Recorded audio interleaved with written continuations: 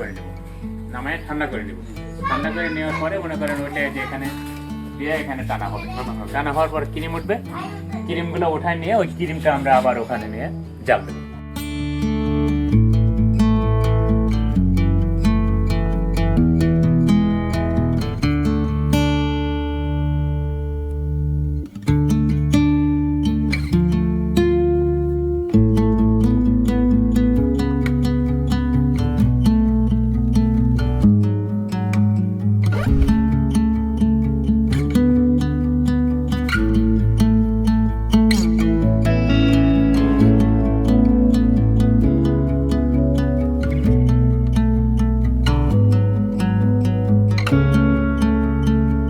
Ready 3 2 0 action.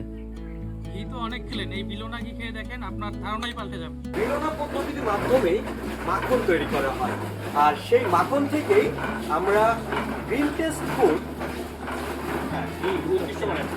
1000 টাকায় 1 KG ঘি খাই।